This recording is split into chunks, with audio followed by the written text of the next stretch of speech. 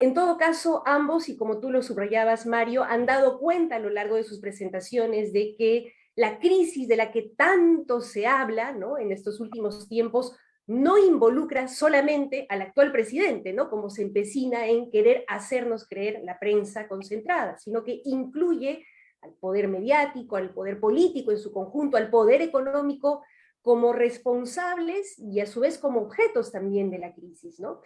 Pero hay otro poder del que casi nunca hablamos o que no invocamos tan fácilmente cuando hablamos del poder o de los poderes. Y creo que esto no es casual. Ocurre más bien porque las élites se han empecinado en negar, invisibilizar, quebrar o perseguir a quienes han ejercido ese poder.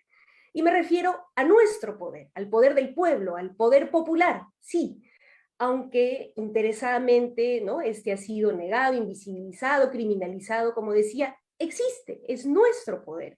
Y creo que un primer desafío para nosotros es atrevernos a nombrarlo y a asumirlo, aunque nos resulte difícil, no solo porque, como decía, nos lo han negado permanentemente, sino también quizás porque implica responsabilidades. Y la verdad, siempre es más fácil responsabilizar a otros, ¿no es cierto? Siempre es más fácil echarle toda la culpa al maldito Congreso, al gobierno, a la prensa, que ciertamente tienen una cuota importantísima de responsabilidad en la crisis que estamos atravesando, pero eso no quita la cuota de responsabilidad que tenemos también nosotros, los ciudadanos y las ciudadanas, el pueblo, ¿no? Y hago énfasis en esto porque creo que es fundamental para comprender la crisis, para salir de esta crisis, para transformar la actual situación, comprender también, ¿no?, o reconocernos nosotros los ciudadanos, el pueblo, como objetos, pero también como sujetos del poder, como ciertamente víctimas de la opresión, pero también como reproductores de esa opresión, ¿no? No solo como objetos pasivos del poder o de la política, sino también como protagonistas principales del poder y la política. Y creo que es fundamental también empezar a reconocer que nosotros, el pueblo, tenemos además un poder primigenio, inherente, que nadie más tiene, que es el poder constituyente, salvo, claro, que decidamos delegárselo, ¿no?, a otra entidad u otro poder. Nosotros tenemos el poder constituyente, es decir, el poder de crear el orden bajo el cual queremos vivir, las reglas de juego que queremos que guíen nuestra vida, nuestro destino como país. Y el desafío es ciertamente ahora que queramos y podamos ejercer ese poder constituyente. Y claro, para eso se requieren de varias condiciones, ¿no?, de varios factores que se puedan conjugar. Y plantearía que hay por lo menos dos condiciones mínimas, ¿no?, para que el pueblo pueda ejercer su poder constituyente en particular. Conciencia y comunidad. Comunidad, me refiero a esa comunidad que puede confluir en las calles, ¿no?, para defender un derecho concreto que está bajo amenaza, para derrocar a un opresor, pero también a esa comunidad que se configura, en el mejor de los casos, cuando el pueblo se organiza, se articula y empieza a construir un nuevo orden, un nuevo pacto social. Claro, el problema es que todo conspira para que esas dos condiciones mínimas, conciencia, comunidad, no se den, no puedan confluir, ¿no?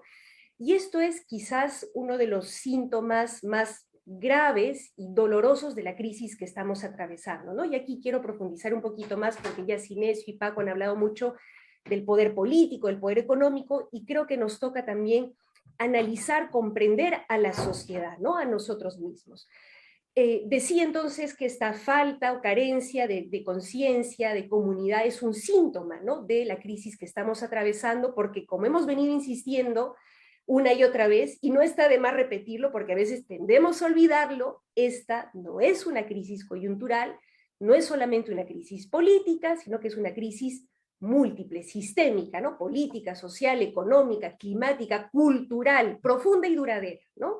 De alguna manera, el colofón de estos 30 años de neoliberalismo depredador, pero también de estos 200 años de una república inconclusa, una república sin ciudadanos, como diría Flores Galindo, ¿no?, que nos hereda una lógica colonial, una colonialidad que no fue desterrada con la independencia, sino que más bien se fue camuflando y perviviendo, ¿no?, entre nosotros hasta hoy, ¿no?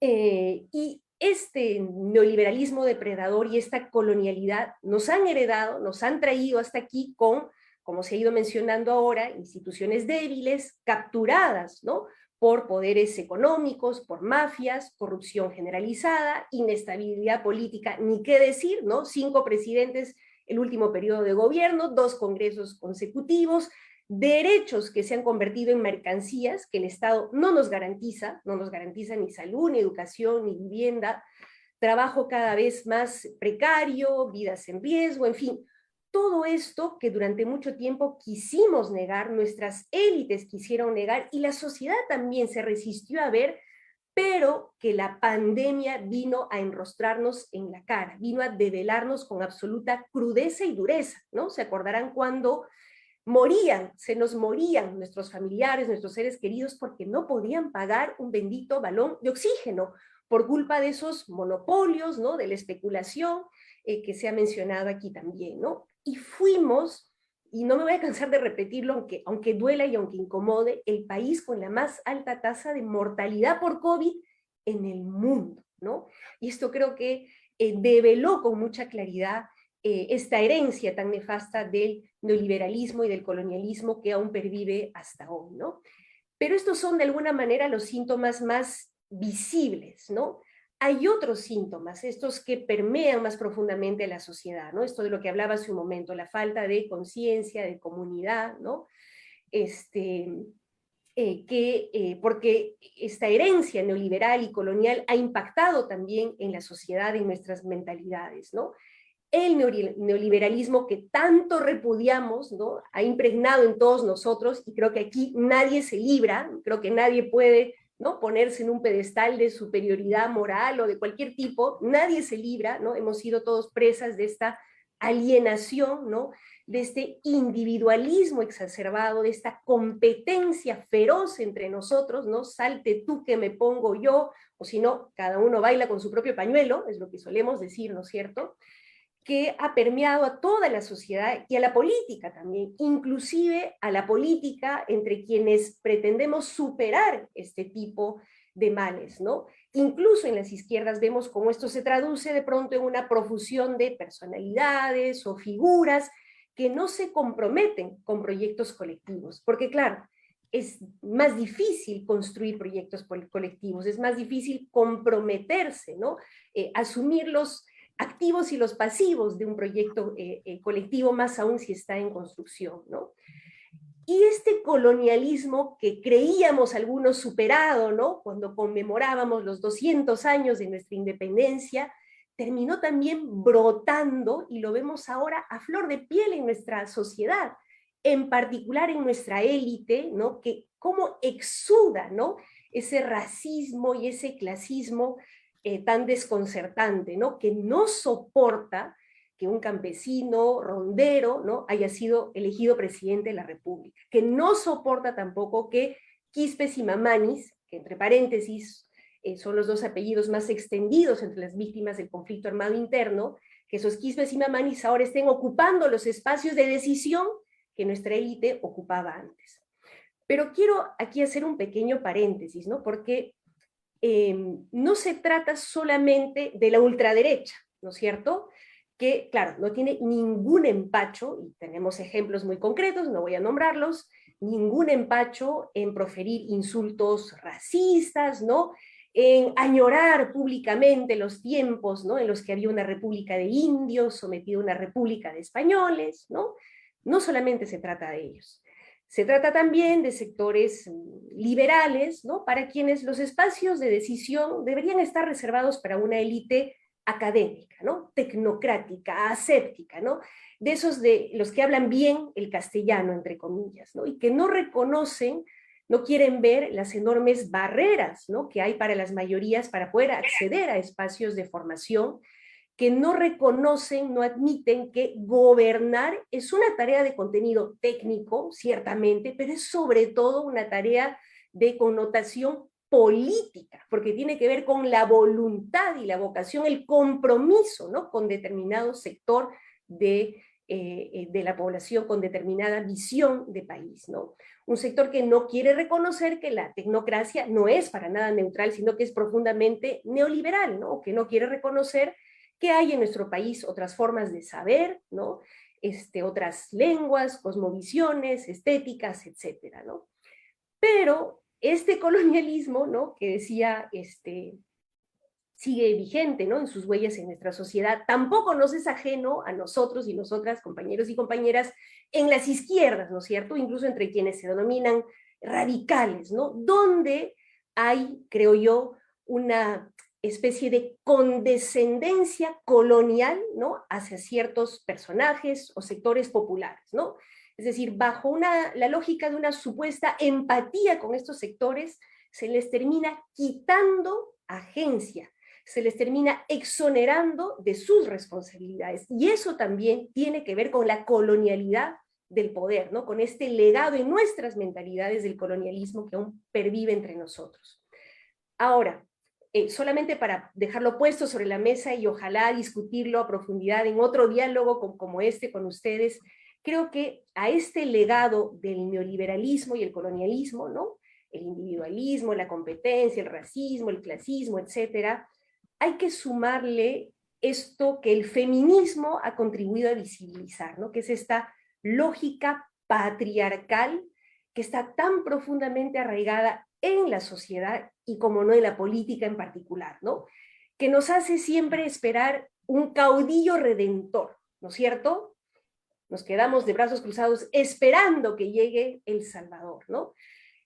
Una lógica patriarcal que permite, promueve, ¿no? Esta guerra de egos en la que vivimos permanentemente, ¿no? Donde se compite para ver quién es el más macho, ¿no es cierto?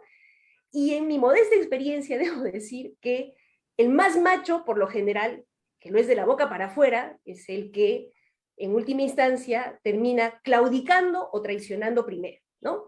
O es el más radical en el verbo, el que finalmente termina siendo el más conservador en la propuesta, ¿no? Hago, digamos, un pequeño recuento, si se quiere, de todo esto para poder comprender también, ¿no? Cómo la crisis nos ha afectado, nos ha impactado como sociedad, ¿no? Cómo estas brechas profundas, estos prejuicios, estas distancias y desconfianzas han fragmentado y están fragmentando nuestra sociedad, ¿no? Y podríamos añadirle más, podríamos añadirle las heridas que nos dejó el conflicto armado interno, ¿no? Con toda la estigmatización y criminalización que alimentó hacia quienes somos críticos al sistema. Podríamos añadir la lógica antipolítica que la propia crisis está retroalimentando. En fin, con todo esto creo que tenemos en todo caso parte, ¿no? O gran parte de la respuesta a esa famosa pregunta que muchos se hacen ahora, que es ¿por qué la gente no se moviliza? Bueno, creo que, ¿no? En parte eso se explica por lo que acabamos de señalar, ¿no?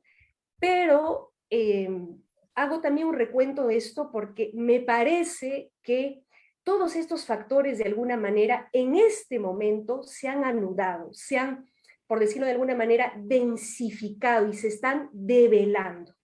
Y en esa medida creo que es una oportunidad para nosotros como país, como izquierdas, como fuerzas del cambio, para tomar conciencia, para comprendernos mejor como país, como sociedad, para empezar a desmontar esos prejuicios, ¿no?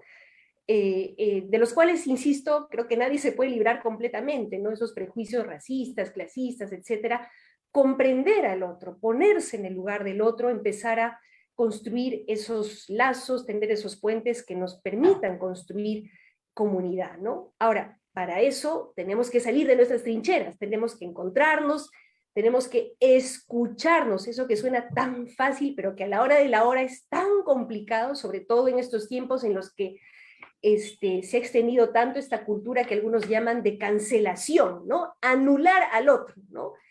Al otro que no piensa exactamente como yo, ¿no? Creo que es fundamental entonces encontrarnos, escucharnos, dialogar desde los barrios, comunidades, partidos, sindicatos, etcétera, para volver a tejer esos lazos, para volver a soñar juntos que otro país es posible, que el nuevo Perú es posible, ¿no?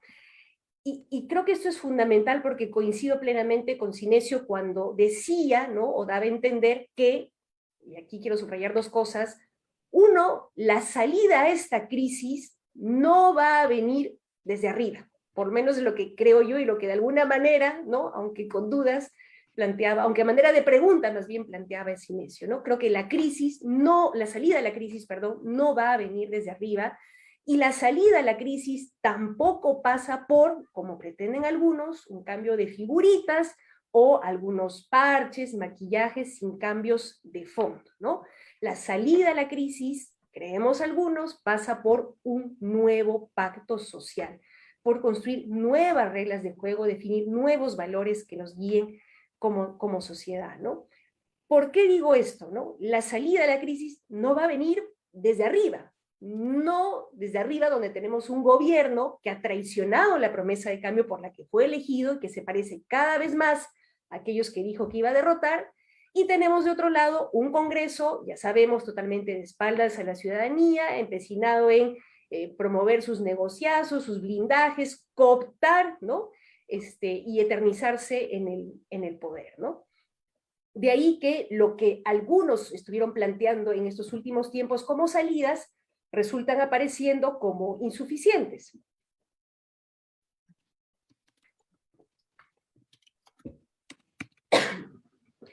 ¿A cuáles me refiero? Se insistió primero, perdón, en que la salida de la crisis era sacar al presidente de la República, ¿no es cierto? Pero va quedando cada vez más claro que eso no resolvería nada porque quedaríamos a merced de un Congreso con las características que ya hemos señalado. Otros empezaron a señalar que lo que resolvería esta situación sería un adelanto de elecciones, pero poco a poco también fueron cayendo en la cuenta de que esto implicaría básicamente repartir la misma baraja con los mismos actores y terminaría reproduciendo lo que ya estamos viviendo ahora, ¿no? Ahora estamos en un momento en el que se hace entonces énfasis en la necesidad de reformas previas, ¿no? Algunos cambios a las reglas de juego de la política. El problema, consideramos varios, es que esto ya lo hemos intentado, ¿no? Ya lo hemos hecho. Recordarán ustedes, en el periodo de gobierno pasado se hizo una reforma política, seguramente trunca, insuficiente, pero se hizo. Se sometió incluso parte de esta reforma a un referéndum, no sé si se acuerdan del sí, sí, sí, no, ¿no es cierto? ¿Y qué fue lo que tuvimos con esa reforma política? ¿Un Congreso mejor que el anterior? No, ¿verdad? Por otro lado, las reformas que se están planteando, sabemos, tendrían que pasar por este Congreso. A este Congreso le vamos a confiar el cambio de reglas de juego para mejorar. Cada vez, ¿no?, las respuestas a estas preguntas van mostrando con mayor claridad que la solución no va por ahí, ¿no? ¿Cómo? Creo, tampoco va por lo que plantean algunos, que es el cierre del Congreso, ¿no? Que puede ser viable bajo ciertas condiciones constitucionalmente, pero que políticamente en las actuales circunstancias es totalmente inviable, ¿no? Porque tenemos un gobierno absolutamente débil y un Congreso que de ninguna manera le va a servir en bandeja al gobierno, dos negativas de confianza consecutivas para que el gobierno lo pueda cerrar, ¿no? Eso es, creo yo, absolutamente improbable, ¿no? Entonces, quizás algunos que me están escuchando dirán, bueno, Vero nos está diciendo que no hay salida. No, yo sí creo que hay salida, pero creo que la clave pasa por cambiar de enfoque, ¿no? Como decía también Sinesio de alguna manera, dejar de mirar tanto para arriba y mirar un poquito más entre nosotros aquí abajo, ¿no? Porque todas estas supuestas soluciones a la crisis están pensadas desde arriba, pasan en gran parte por iniciativa del presidente o del Congreso, ¿no? Iniciativa que sabemos que no van a tomar porque están en un perfecto empate catastrófico para ellos, ¿no? Hacen el ademán de que se pelean, de que se quieren bajar el uno al otro, pero finalmente saben que se necesitan mutuamente para sobrevivir, ¿no? Castillo le hace el juego a la derecha con su ineptitud y su permisividad con la corrupción de su entorno, y la derecha le hace el juego a Castillo con su torpeza, su racismo y su clasismo, ¿no? Y todas estas supuestas salidas que hoy se plantean están vacías de pueblo. Y creo que los que queremos cambios de verdad no podemos dejarnos secuestrar y encasillar en esta lógica, ¿no? Y por eso creo que es correcta la orientación que han ido definiendo las organizaciones de izquierda en estos últimos tiempos al autodefinirse, ¿no? Concebirse como una oposición democrática por el cambio, ¿no? Como fuerzas que no se alinean ni con el golpismo ni con el continuismo, ¿no? Y que más bien se afirman en la construcción de una alternativa de cambio con la gente. Yo creo que ese es el camino que toca abrir, y lo abriremos andando, encontrándonos, construyendo, ¿no? Desde abajo, desde adentro, la salida a la crisis. Y creo que esto se puede y se debe hacer, por un lado, respondiendo a los problemas concretos y cotidianos de la gente, esos de los que nadie está hablando, ¿no? Ni el gobierno, ni el Congreso, ni la prensa, y por otro lado, empezando a discutir desde ya entre nosotros cuáles son esas nuevas reglas de juego que necesitamos para cambiar realmente la política, la representación, el Estado, ¿no? Y creo que por eso no podemos ser complacientes con la traición ni la corrupción en el ámbito del gobierno, como tampoco podemos cederle ni un solo centímetro a la ultraderecha, que sin lugar a dudas es nuestro principal enemigo a combatir, ¿no es cierto? No como dicen algunos desubicados. Pero aquí quiero hacer un paréntesis, si me permiten, compañeros y compañeras, ¿no? Combatir a la ultraderecha, yo creo que no pasa, como parecen plantear algunos, por sostener indefinidamente a un gobierno que es funcional a esa ultraderecha. Yo creo que no podemos, las fuerzas del cambio, que decimos que esta es una crisis sistémica, no podemos aparecer entonces defendiendo el statu quo, defendiendo una supuesta gobernabilidad continuista, y con ello finalmente regalándole a la ultraderecha, ¿no?, el terreno de la crítica y el hartazgo, con el que termina conectando con la gente, ¿no? Entonces, si la ultraderecha es nuestro peor enemigo, no hay duda, la pasividad y la resignación son nuestras peores consejeras. Tenemos que romper ese equilibrio perverso, romper ese empate catastrófico, pero ¿desde dónde? Desde abajo, desde adentro, con la gente. Y eso, claro, no se logra de la noche a la mañana, pero hay que empezar a construirlo. Nosotros tenemos que ser quienes encarnemos el hartazgo, la crítica al sistema, la propuesta de cambio radical, porque yo sí creo que no estamos para tibiezas, para medias tintas. Este es un momento de radicalidad, pero no en el sentido de quién grita más fuerte, ¿no es cierto?, sino de quienes van a la raíz de los problemas y a quienes proponen las soluciones más eficaces e integrales para resolver esos problemas. Construir entonces la salida de la crisis desde abajo, con la gente, desde su cotidianeidad, conquistando conciencias, corazones, confianzas, lazos de solidaridad, es decir, reconstruyendo nuestro poder constituyente, ¿no? Y desde ahí con la gente poner en la agenda esos temas que, como decía en su momento, ni al gobierno, ni al Congreso, ni a la prensa le interesan, ¿no es cierto? El hambre, por ejemplo. Yo me he quedado realmente espantada con estas cifras que ha dado la FAO recientemente, según las cuales los peruanos hemos pasado de ser 8 millones antes de la pandemia a 16 millones, el doble en inseguridad alimentaria, ¿no? Y de ellos, casi 7 millones que pasan un día, o quizás más incluso, sin comer nada, ¿no? El hambre, la inflación, aunque es cierto que el petróleo, el trigo se han estabilizado un poquito, pero seguimos siendo sumamente vulnerables a la importación de alimentos, de fertilizantes que por tercera vez consecutiva el gobierno no está logrando adquirir cuando ya empezó, ¿no?, la campaña grande, y frente a eso prácticamente no se dice nada. Nuestro balón de gas nos sigue costando 60 soles y sobre la masificación del gas tampoco se ha avanzado nada. Los precios del cobre están volviendo a subir y no estamos poniendo en el debate aquello que planteamos en la campaña electoral y al inicio del gobierno, un impuesto a la sobreganancia minera como parte de una reforma tributaria para recaudar más, para redistribuir mejor, para salud, para educación, como lo están haciendo en Chile o en Colombia, por ejemplo, ¿no es cierto? Esos son los temas que desde el diálogo, el debate, la construcción con la gente deberíamos, ¿no?, ir poniendo en la agenda y en el debate público y político, ¿no?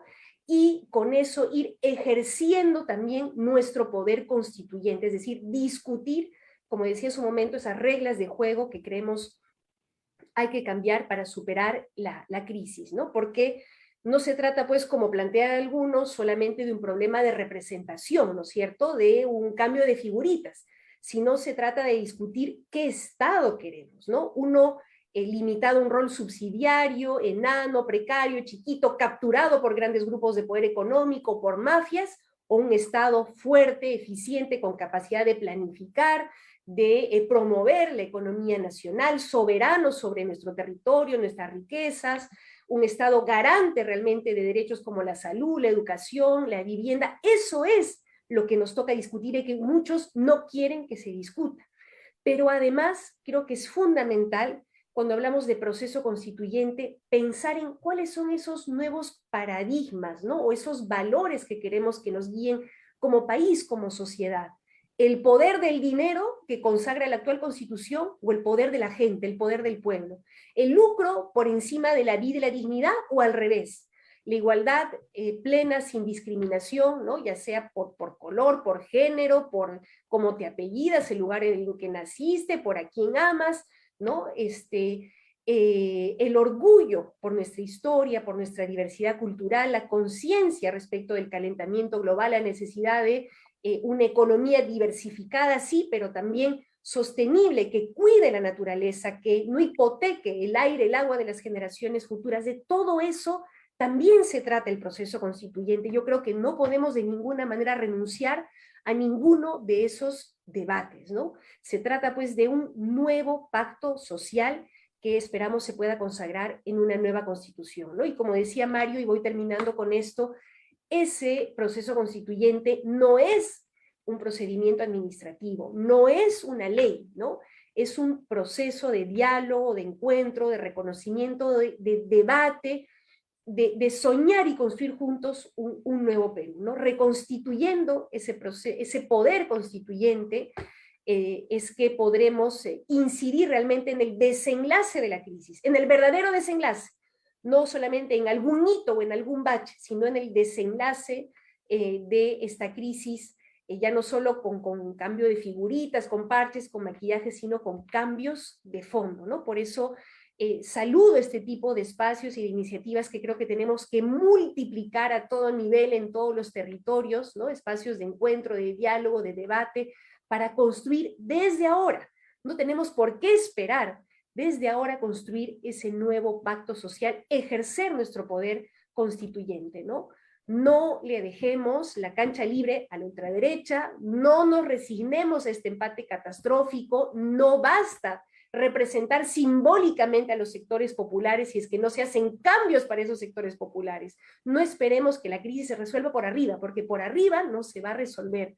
Tomemos nosotros, el pueblo, las riendas de nuestro destino, reconozcamos y ejerzamos ese poder constituyente que nos es inherente, ¿no? Con esto me cierro esta reflexión, Mario, agradeciendo nuevamente la invitación a este espacio.